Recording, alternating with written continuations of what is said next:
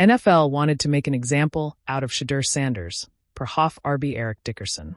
One of the best running backs in NFL history, says the league told teams not to select Shedeur Sanders in the 2025 NFL Draft. Pro Football Hall of Famer Eric Dickerson spoke with Fred Roggin and Rodney Peete on the Roggin and Rodney show on AM 570 LA Sports. The longtime Los Angeles Rams star said he thought the Rams should have selected Sanders in the draft.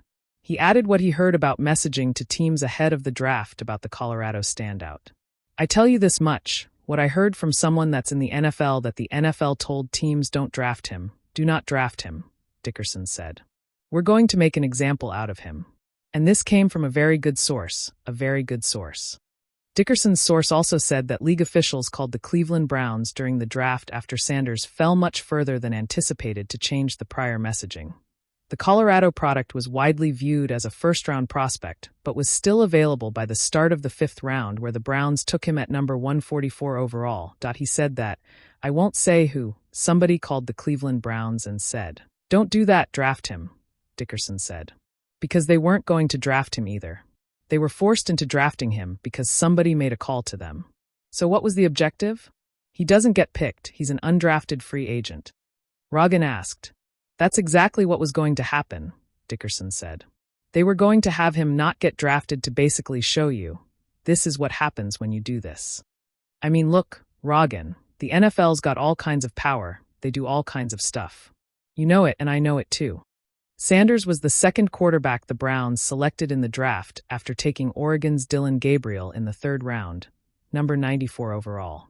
Sanders was the team's final draft selection. He played well in the Browns' preseason opener against the Carolina Panthers.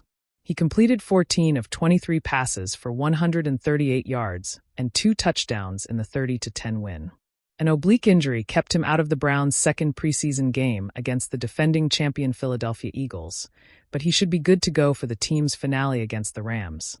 They said it in the way rumors always dress up to look like fact, with a name of consequence attached, a confident cadence on the radio, an authority that made people stop mid-scroll. Eric Dickerson, Hall of Famer, leaned into a mic and dropped the sentence that turned draft chatter into a slow-burning scandal. The league, he said, had told teams not to draft Shedeur Sanders, that someone wanted to make an example of the kid. The image is cinematic by design. A boardroom with blinds, 100 polished mugs, a phrase passed and nodded into being. It's an old story in new cleats. Institutions policing their own, consequence meted out as spectacle. But the theater of that claim is only half the play. The other half is a young man on a practice field, where rumors lose their breath and the ball keeps moving. When a Hall of Famer makes an allegation, the map of conversation changes. People line up on sidewalks of certainty and doubt, selling tickets to their takes. Some see malice and machinery, a league afraid of a story it cannot control. Others see plausible reasons, interviews, measurements, temperament assessments, and call for patience.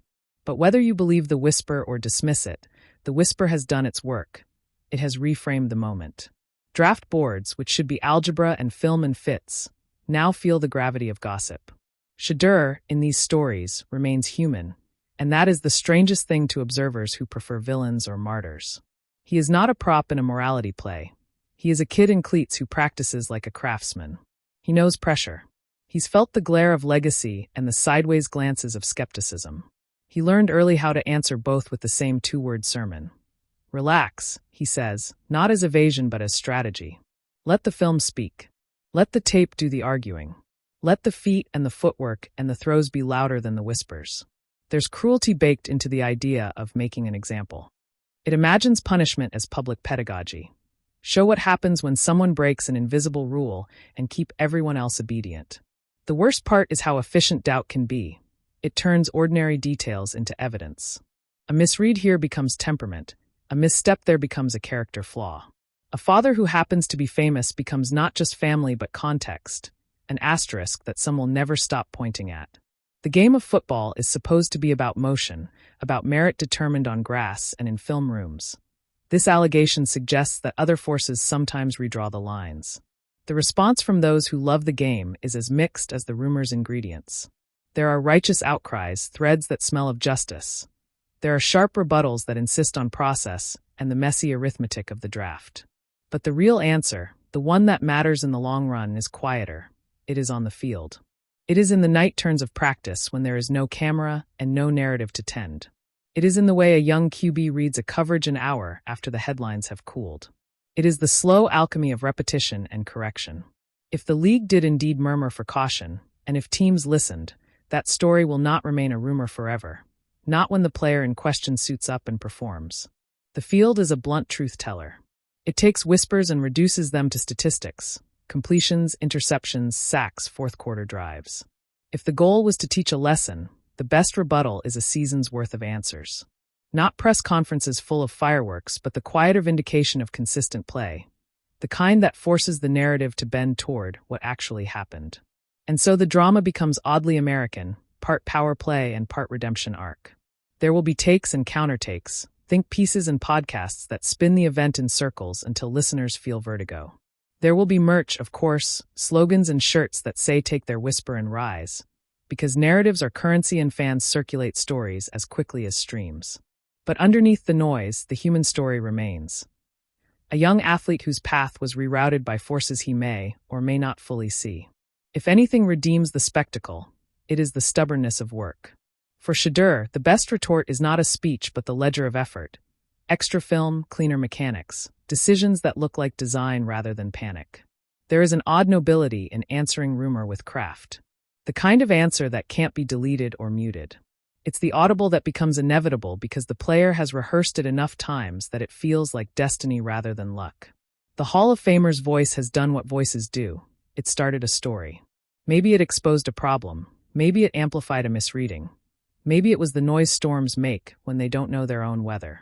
What matters is not the initial slam but the sequel. Will the league explain itself? Will teams tell a fuller story? Will fans forgive and forget? Those are procedural questions, and they have their place. The deeper question, the one the player lives daily, is simpler. Who are you when everyone has decided for you? There is a peculiar grace in walking forward while others debate the hand you were dealt. It's not resignation, and it's not arrogance. It's process. It's the slow accumulation of small victories.